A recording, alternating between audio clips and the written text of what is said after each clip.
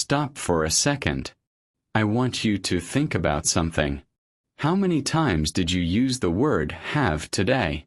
Maybe you said, I have a car. Or, I have a meeting.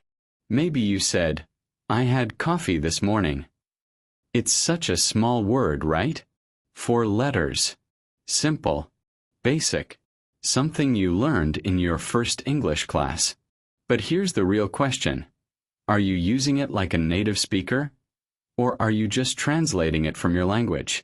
Because the truth is, most English learners think have only means one thing, to own something. And if. Exactly. And today, we're going to change that. Because have is everywhere. Native speakers use it when they eat, when they drink, when they talk about their day, their feelings, their problems, their experiences, their responsibilities, even their headaches. It's not just grammar. It's life.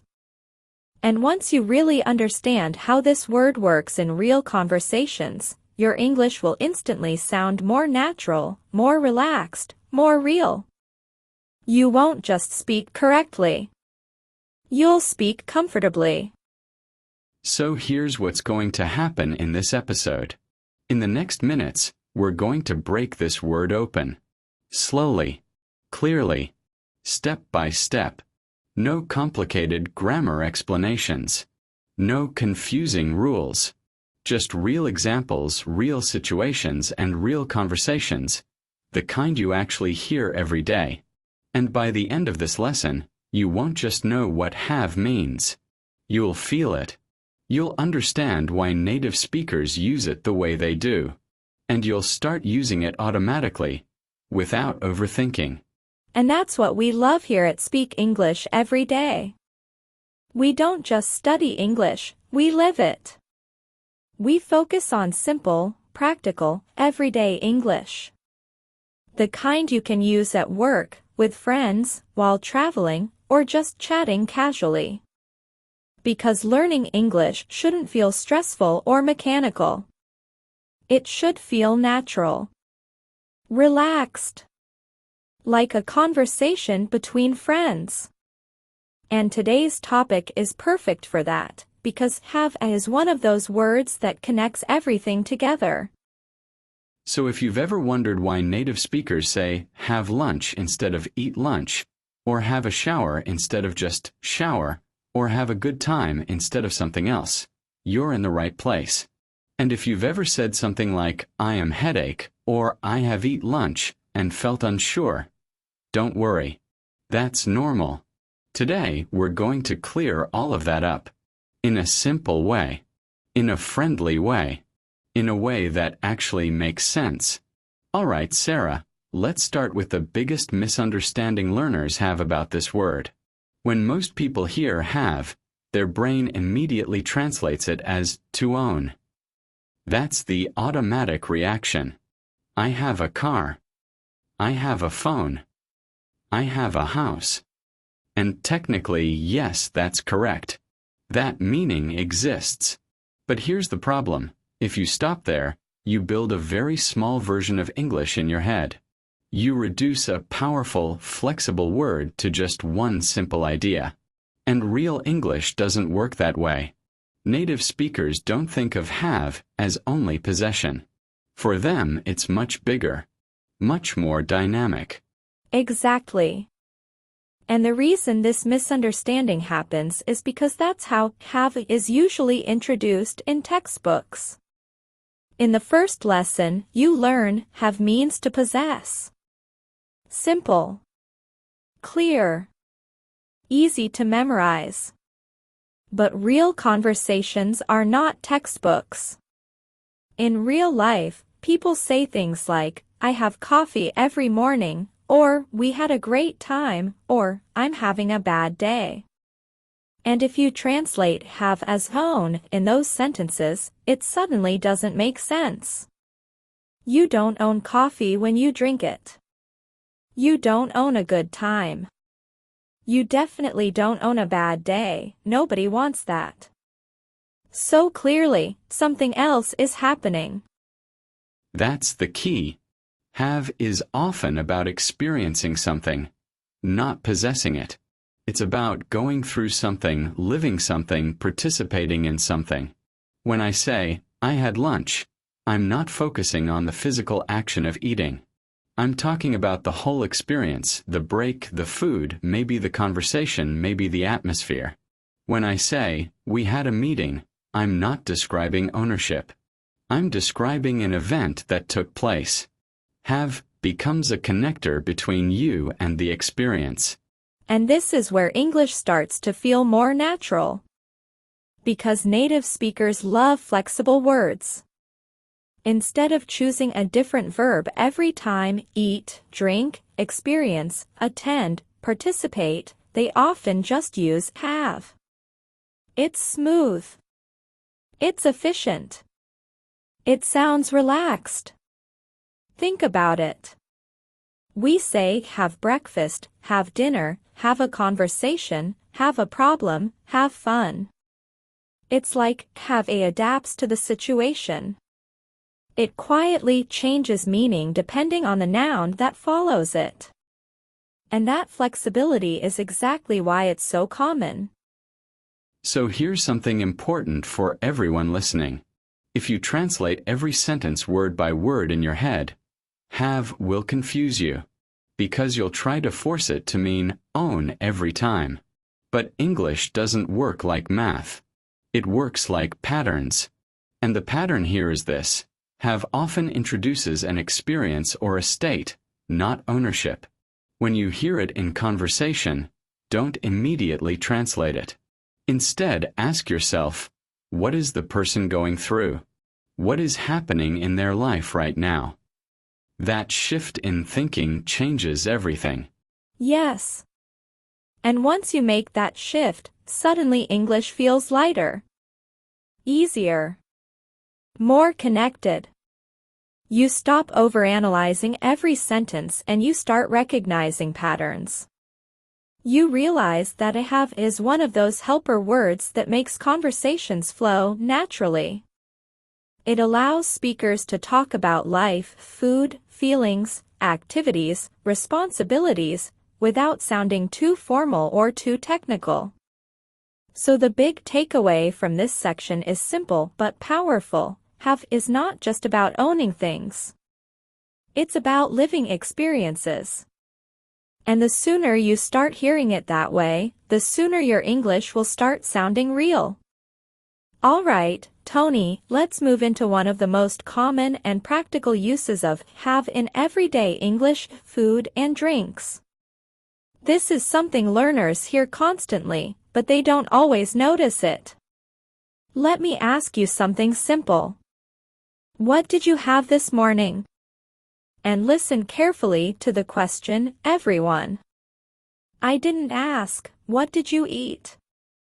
I didn't ask, what did you drink? I asked, what did you have? Because in real life, that's how we naturally talk about meals and drinks. That's so true. And my answer would be, I had coffee. Not, I drank coffee. Now, is I drank coffee wrong? No, not at all. Grammatically, it's perfectly correct. But it sounds a little more specific, a little more focused on the physical action. When I say, I had coffee, it feels softer. It feels more conversational. It includes the whole experience. Maybe I was sitting at my desk, maybe I was waking up slowly, maybe I was checking my phone. Have makes it sound like part of my routine, part of my morning. Exactly. And that's why you'll hear phrases like have breakfast, have lunch, have dinner all the time. Imagine you're texting a friend. You don't usually write, let's eat lunch together. That sounds slightly formal or direct. Instead, you say, let's have lunch. It feels friendly. It feels social. It's not just about the food, it's about spending time together. The word have carries that social feeling. It turns eating into an experience, not just an action. And this applies to drinks, too. We say, let's have a coffee, let's have a drink, or I'm having tea. Again, we could say, drink tea, but we usually don't in casual conversation. Have sounds more natural. It sounds like you're inviting someone into a moment. When I say, let's have a coffee, I'm not just talking about caffeine. I'm talking about sitting down, relaxing, talking, maybe taking a break from work. The word have creates that bigger picture. That's such an important point. Have makes the sentence feel less mechanical. If you always say eat and a drink, your English will be correct, but it might sound slightly textbook-like. Native speakers often prefer the smoother, more flexible option. And here's something interesting, even when we're alone, we still use have. We say, I usually have dinner at 7, or I'm having a snack. It's become the standard way to talk about meals. It's automatic. So here's your takeaway from this section. When you talk about meals or drinks in everyday conversation, have is your best friend. Have breakfast. Have lunch. Have dinner. Have coffee. Have tea. Have a drink. You don't need to overthink it. You don't need to analyze the grammar. Just remember that in real, relaxed English, have is the natural choice. And once you start using it this way, your sentences will immediately sound more native, more fluid, and more connected to how people actually speak.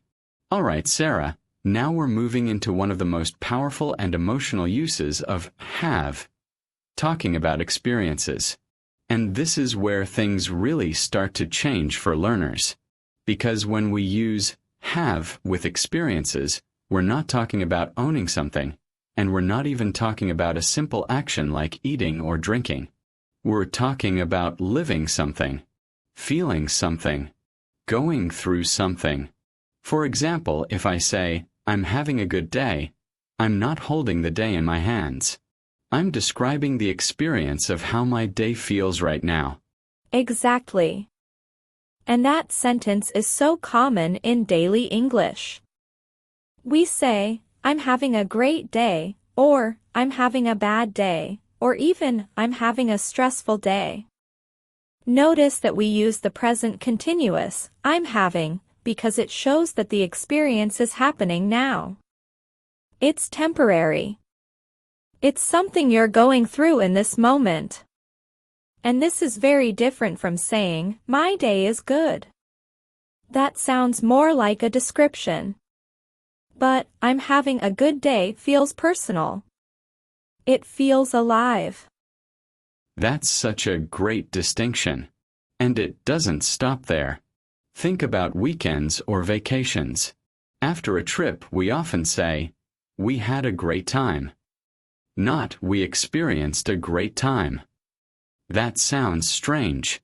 Or we enjoyed ourselves, that's correct, but less common in casual conversation. We had a great time is natural, simple, and emotional. The word had connects you directly to the memory of that experience. It feels complete. It feels satisfying. All right, Tony, now we're moving into one of the most practical uses of have in everyday English, talking about health. And this is where many learners make very common mistakes, because in a lot of languages, you describe sickness using the verb to be. But in English, we usually don't say, I am headache or I am a cold. That sounds very strange. Instead, we use have. We say, I have a headache. I have a cold. I have a fever. So again, have is not about owning something. Nobody wants to own a headache. It's about experiencing a physical condition. Exactly. And this difference is really important. Let's compare two sentences. I have a cold and I am cold. They sound similar, but they mean completely different things. I have a cold means you are sick. Maybe you're coughing, sneezing, feeling tired. But I am cold simply means your body temperature feels low. Maybe you need a jacket. Maybe the window is open. So if you mix those up, the meaning changes entirely. And that's why understanding this pattern with have is so important for clear communication. Yes, and this pattern works with many common health problems. We say, she has a headache, he has a stomachache, they have the flu, I have a sore throat. You'll hear this structure constantly in real life, at work, at school, at home. Even when calling in sick, people say, I'm not coming today. I have a fever. It sounds natural. It sounds normal. And once you get used to it, it becomes automatic. And it doesn't stop with physical illness. We also use have to talk about internal feelings, not emotions like happy or sad, but more subtle inner sensations or intuitions. For example, I have a feeling something's wrong. That doesn't mean you own a feeling like an object. It means you're experiencing an inner sense, an instinct. Or, I have an idea. That means the idea exists in your mind. Again, have connects you to something happening inside you. All right, Sarah, now we're entering one of the most useful and powerful patterns in everyday English. Have plus activities. And this is where learners really start to notice how flexible this word is. Because instead of using a different verb for every action, native speakers often choose one simple structure. Have plus a noun. For example, we don't always say, I'm meeting someone at 10. Very often we say, I have a meeting at 10. That sounds natural, relaxed. It focuses on the event, not just the action. And this pattern appears everywhere in daily life. Yes, and once you start paying attention, you'll hear it constantly. We say, let's have a break, not let's break. We say, I need to have a shower, instead of just, I need to shower. Both are correct, but have a shower feels softer and more conversational in many contexts, especially in British English. And the same happens with social interactions. We say, let's have a chat, or we had a long conversation. Have becomes this comfortable, go-to verb that works in so many situations. Exactly. And notice something interesting here. When we use have with activities, we're often focusing on the whole experience of the action, not just the action itself. If I say, I had a nap, I'm describing the event of resting. If I say, I napped, that's also correct, but it sounds slightly more direct and maybe even shorter or sharper. Have a nap feels more rounded, more complete. It highlights the activity as something you take part in, almost like an event in your day. That's such a good observation. And this pattern works in professional contexts too. Think about work. We say, I have a presentation tomorrow. She's having an interview next week. We had a discussion about the project. Instead of focusing only on the verb present, interview, discuss, we use have plus the noun. It sounds structured and natural at the same time. It also makes English easier because once you learn this pattern, you don't need to memorize dozens of different verb forms immediately. You can rely on a have. All right, Tony, now we're adding just one tiny word, but the meaning changes completely. When have meets to, suddenly we're not talking about experiences or activities anymore. We're talking about obligation, responsibility, things we don't always choose. When I say, I have to work tomorrow, it means it's not optional. It's not just a plan. It's something required. And this is such an important structure in daily English because we use it constantly to describe real-life responsibilities. Exactly. And what's interesting is that have to often replaces another word learners already know, must. For example, you could say, I must finish this report. That's correct. But in everyday conversation, most native speakers say, I have to finish this report. It sounds more natural, more relaxed, less formal. Must can feel strong, serious, sometimes even strict. Have to feels more conversational, more human. It's what people actually say when they talk about work, school, family duties, everyday life. Yes, and we use it in so many simple situations. I have to wake up early tomorrow. She has to study for her exam. We have to leave now. Notice that it doesn't necessarily mean we want to do these things. It means there's an external reason, maybe work, school, time, rules, something outside of us that creates the obligation. That's usually how have to works. It describes a responsibility coming from outside pressure or circumstances. That's a great point. And grammatically, it's also important to notice how it changes with the subject. We say, I have to, you have to, we have to, but with he, she, it we say has to. For example, she has to work late tonight. That small change, have to versus has to, makes a big difference in sounding correct. And because this structure is so common, getting it right helps your English feel smooth and accurate in everyday conversations. All right, Sarah, now we're stepping into something you hear all the time in real spoken English, especially in casual conversations, and that's have got. Now, when learners first hear this structure, it can feel confusing. They think, wait, is this the present perfect?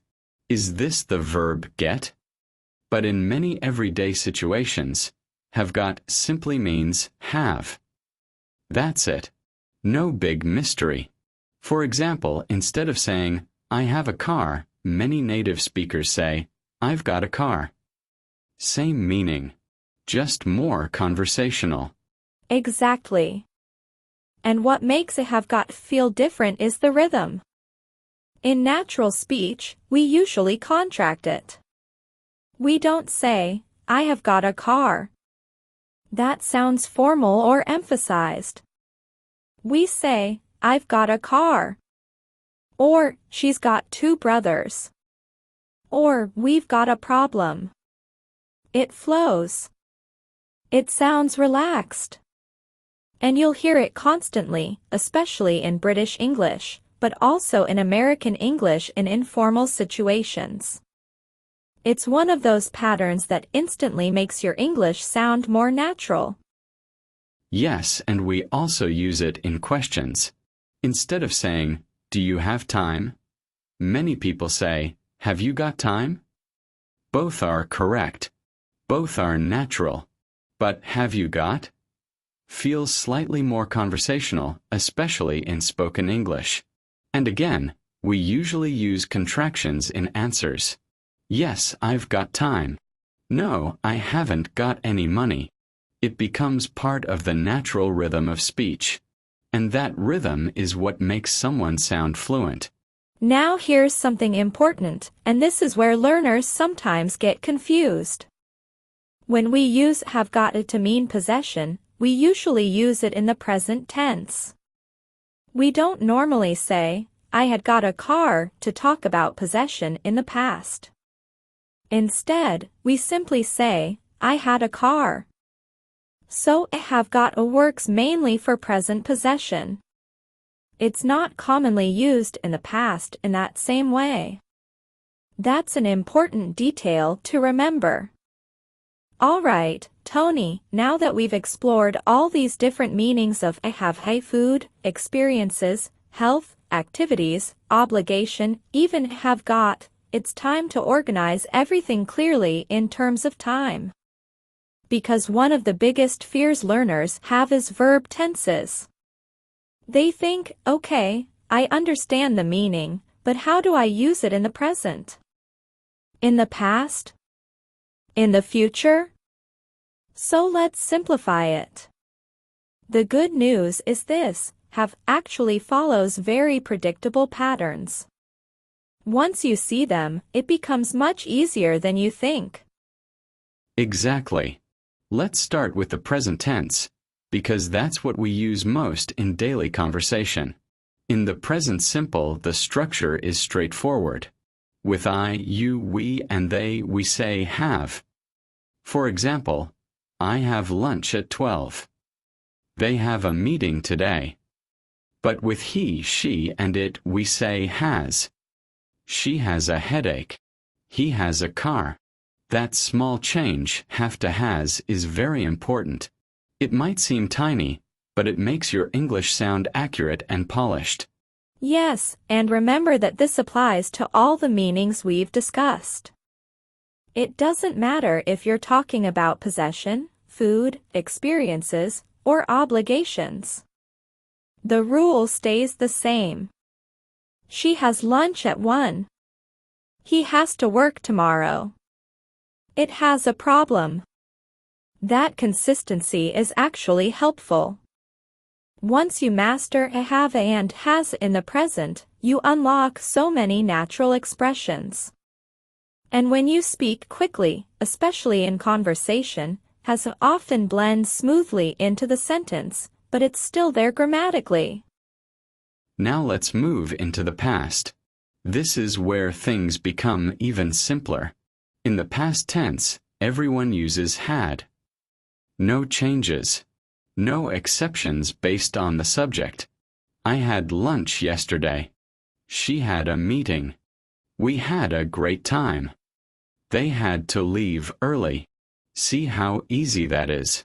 One form for all subjects. And that's comforting because you don't need to think about I, you, he, she, it's always had. Exactly. And that simplicity makes storytelling much easier. When you talk about your weekend, you can say, I had dinner with friends. We had fun. I had a headache on Sunday. She had to work. The same word works for all of it. So if you ever feel nervous about past tense forms, remember that with have, it's actually one of the easiest verbs to manage in the past. Just switch to I had, and you're good to go. All right, Tony, wow, what a journey we've had today. We've covered so much about have from meals and drinks to experiences, health, activities, obligations, have got, tenses, and even common mistakes. It's amazing how one small word can have so many meanings and uses in real life. And I hope everyone listening realizes something: learning English isn't about memorizing endless rules.